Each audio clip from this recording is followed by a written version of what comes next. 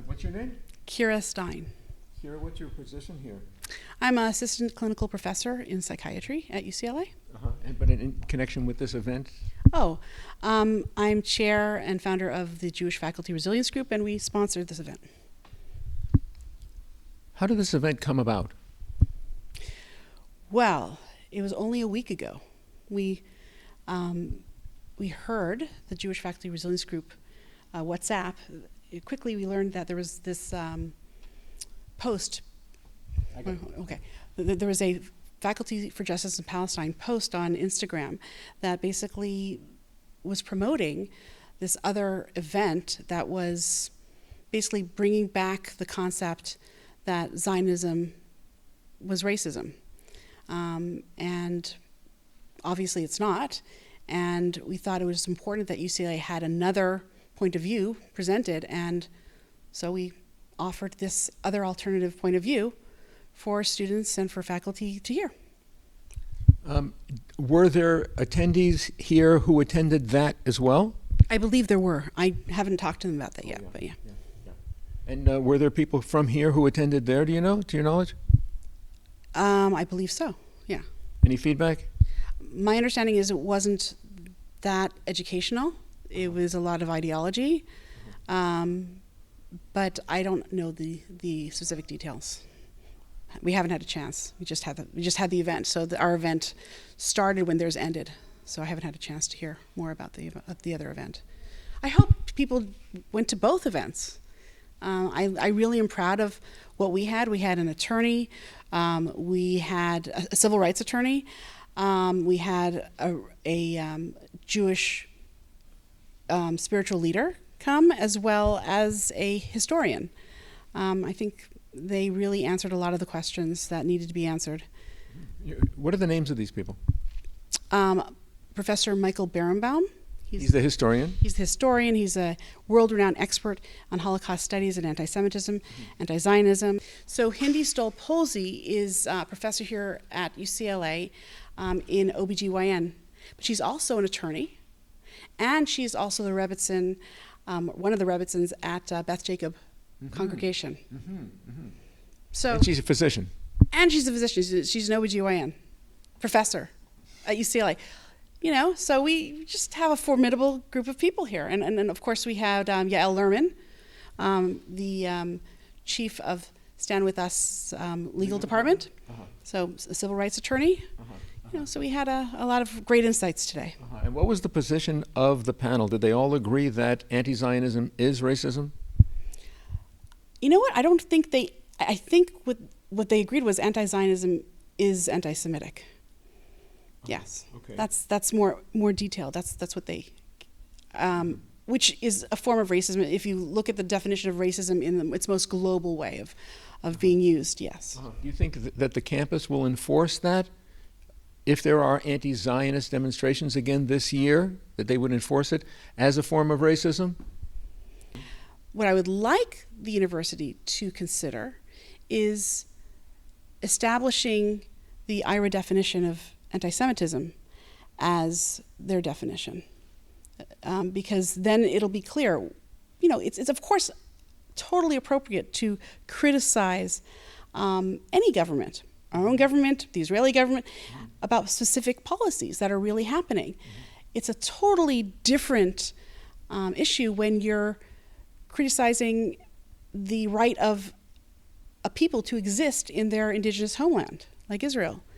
That's anti-Semitic, and that's what's happening at campuses all around the country. How have things changed this semester compared to the spring semester of here 2025? I would say that it's compared to the spring of 2024, right? Well, I mean, it was that class that went in 24 that graduated in 25, or that was the end of the school year. I would say there's still performative. I call the encampments and demonstrations, I call them performative anti-Semitism. And I would say that it's toned down a bit. It's still there. Systemic anti-Semitism remains to be a really significant problem at UCLA, like class indoctrination, anti-Semitic, anti-Zionist indoctrination in the classroom. And if you look at our website, we have a section, if you go to the menu and you click on advocacy, you'll see all the, some of the letters that we send to the powers that be at UCLA, letting them know of events that were happening that are systemic anti-Semitism, as well as demonstrative anti-Semitism, that's still not being dealt with still not being enforced the way they should be. How do you feel about the settlement that was arranged with the, I guess, with the or with the Jewish element that presented a complaint? Which one? Well, the settlement that Yitz was talking about. Okay, the Beckett, right? Yeah. Okay, the Frankel case. Is that right? It's the Frankel case. We call it the Frankel case. Oh, you're that Frankel. It's Frankel. I think it should be called that, personally. That's what it is. I think the Frankel case. I think it's amazing. I think we have students who are brave, proud Zionists, and we need to stand up. I think one of the things that Dr. Hindi Stoll-Posey mentioned, and I think she mentioned it several times, it needed to be said, is we need to stop being quiet. We need to be unapologetically Jewish, unapologetically Zionist, not meaning pro, certain political party in Israel. No, we're not talking about that. Just being proud of our connection to Israel, of our identification with Israel, being proud of who we are and our identities.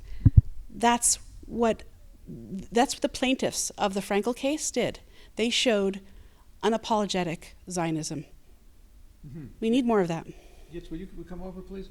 Would you explain that? Because it must be very difficult to, in the face of thuggery on the campus, and it was really intimidating, you say, to stand up and be proud Jews. Well, you just want to be safe.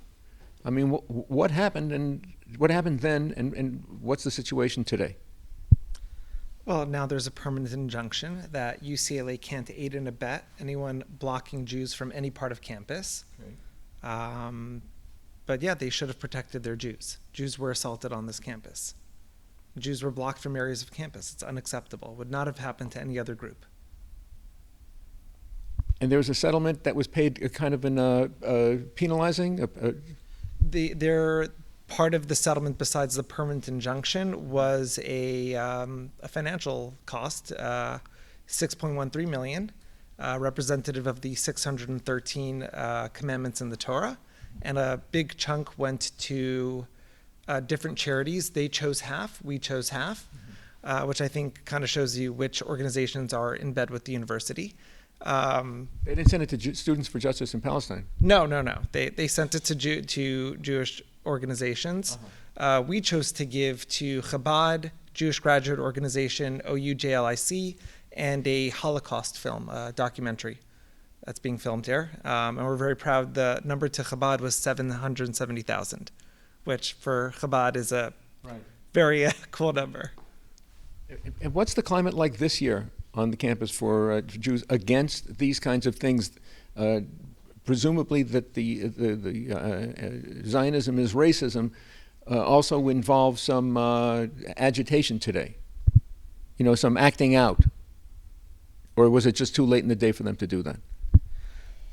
Well, I mean, they've definitely been stymied. They're still allowed to march on campus with masks on, which is supposed to be against the rules, as recently as October 7th, 2025, calling for things that I'm not a lawyer on the First Amendment, but calling for intifada, I think, is incitement to violence. Mm-hmm. And again, they're allowed to do it on campus, and they did it several times after the encampment. Right, October 7th, as recently October 7th, 2025, there was a protest with a megaphone, chanting, "There's only one solution, Antifada revolution." Oh.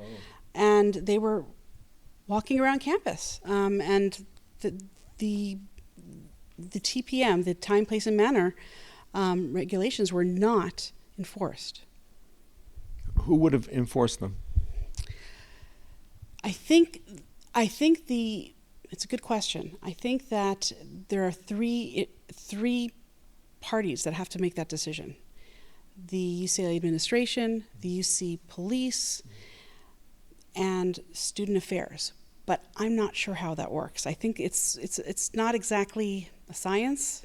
I don't think it's a clear algorithm, but I think it's pretty clear that they were breaking the rules, and it would be nice if if the powers that be would more swiftly enforce the rules. That would send a message that to Jews on campus, to Israelis on campus, that it's safe for them. Without them having done that, is it safe for Jews on campus? I'd love UCLA to be whole again. I don't think it's Whole. Yeah, I'd love UCLA to be whole. I think that UCLA can be one day, if the administration, if the administration takes its role more seriously and is less fearful to do what's right for a minority. We're a minority. Jews are a minority, and we are being persecuted on campus. Is that right? Covertly or overtly? Systemically. There are cases. Within the departments, or even higher than that? I think the chancellor, I think he has a good heart, but I think that it's taking a long time for the initiative to combat anti-Semitism to take initiative. To be enacted, you mean? To be enacted. It's aspirational right now, and I think it's wonderful. The aspirations are wonderful, and I believe the chancellor's heart is in the right place. But there are things still happening. For example, that recent demonstration on October 7th, threatening Jews, Was it threatening directly? I consider calling for only one solution. Intifada. That is terrorizing Jews about the Holocaust. It's using terms and also from the river to the sea. And I mean, come on, we know what that means. Wearing keffiyehs at the same time, all wrapped around their heads. I mean, these are threatening behaviors. Intimidating. I believe it's intimidating, harassing behaviors. That's an interpretation, and I think what the administration tends to do is say, they're absolutists when it comes to free speech, which I respect free speech. At the same time, it's not absolute. There are exceptions, and that is when you are making the learning, working, or living environment of a group of people hostile. Yeah.